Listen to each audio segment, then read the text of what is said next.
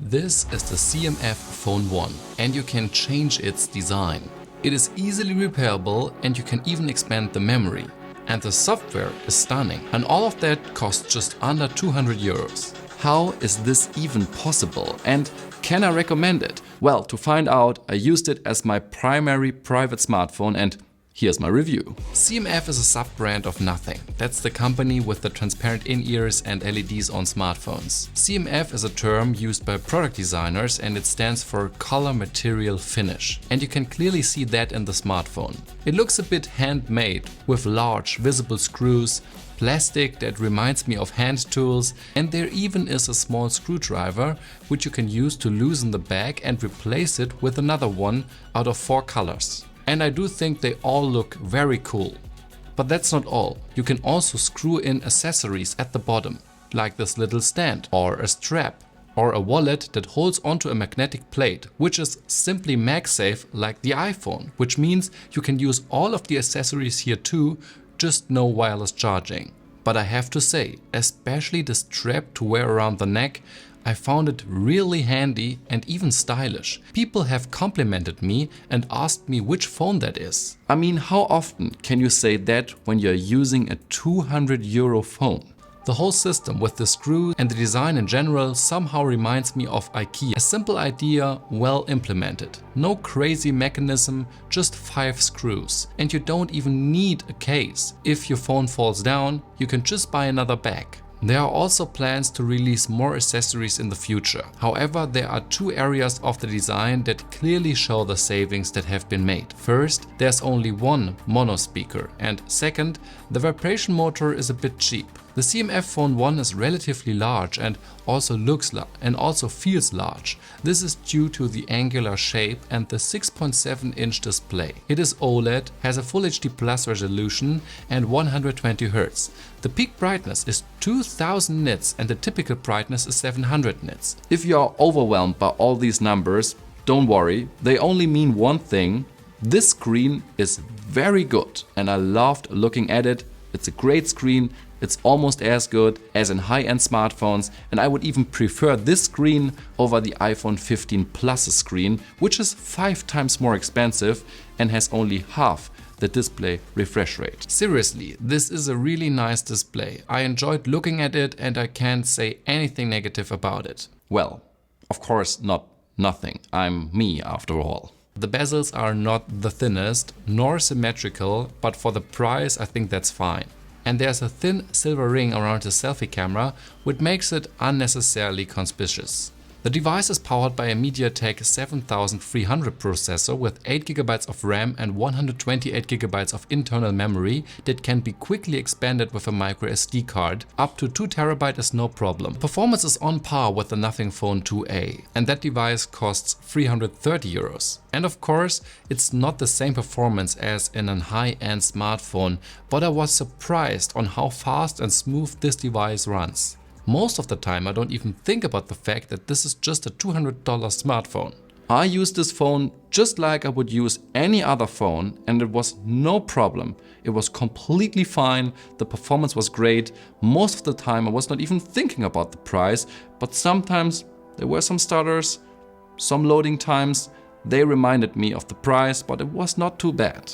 The 120 Hz looks wonderfully smooth, just the way I like it. It's certainly also down to the software. It's almost pure Android 14 with Nothing OS 2.6. That is probably the most stylish Android interface you can have. The widgets had this retro aesthetic with playful elements. You can even put them on the lock screen and they will appear on the always on screen. You can hide app names and color all apps in monochrome. There is an artificial intelligence and you can generate background images with it, and I think they look very good. ChatGPT is also directly integrated into the system and you can even control Apple's AirPods. So even if this smartphone would be boring, I think the software alone would be a great reason to buy it. There are software updates guaranteed, Android updates for 2 years and security for 3 years, but there's one strange criticism, and that is the missing of NFC. There's no NFC in this phone, and that's because in Asia you usually pay with a QR code, so you don't really need NFC, but in Europe and the US You use NFC a lot if you want to do mobile payment, and I'm even wearing a blood sugar monitor and it uses NFC to read out the data. So for me it's a little bit annoying, to be honest, but you could totally buy a smartwatch which does have NFC and use that to pay with it. But when you buy the CMF Watch 2, it does not have NFC. And why not? Let's do a small review of the CMF watch. A review inside of a review. The case is made entirely out of aluminum. It's also modular, but still completely waterproof. It has a round OLED display and beautiful software. It runs very smoothly. It is not Wear OS. Nevertheless, it has 120 fitness features and a 9 to 11 days of battery life, although I came closer to 5 or 6. It is not as good as a Pixel Watch or Galaxy Watch, and there are some weird criticism I would address if this was a full review, but the crazy thing is the price. It's only 69 euros and I don't understand that. Sure, it's not the best smartwatch and it doesn't have all the features, but for this price this is unbeatable, and only 10 euros cheaper are the CMF Buds 2. Well, let's do a review inside of a review inside of a review. They are super comfortable, have a good ANC, they sound practically identical to the Nothing Ear 2A, so very good, and they have 6.5 hours of battery life. As a special feature, you can change the volume with the case because it has a rotating crown. Honestly, if you're looking for good headphones for little money, you won't find anything better than this. Okay, back to the phone. The battery inside of this thing is 5000 mAh. It lasted me easily a whole day. Just yesterday I still had 38% of battery left after using the phone for 4.5 hours. So 2 days are not out of question. I think 7 hours of display use are realistic. That's the advantage if you're using a mid-range processor.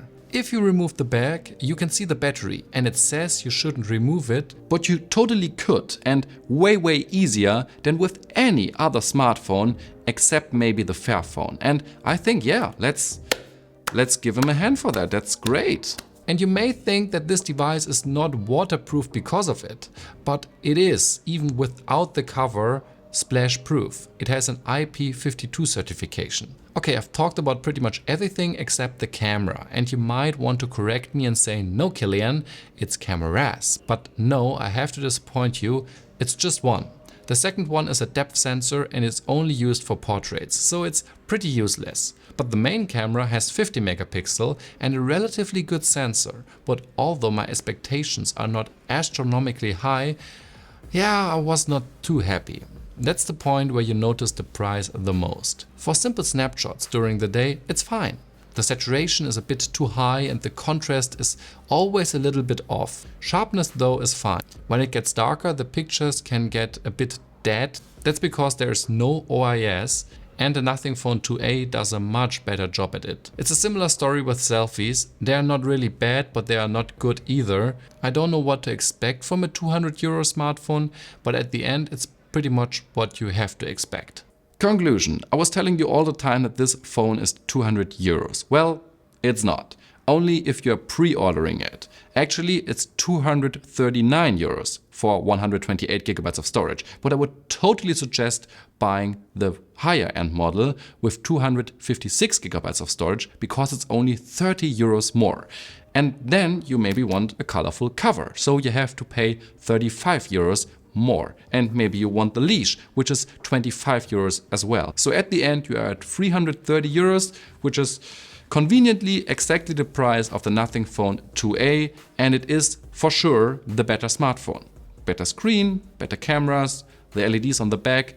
It's just a little bit more premium, but it is less fun. It is not modular, and I love this concept. And I would love other companies to copy it and CMF to continue it. I think it's a great idea, and it shows that a cheap phone can be fun as well, can be repairable as well, and it shows that software, great software, is always key. I hope this video was helpful for you. See you on the next one.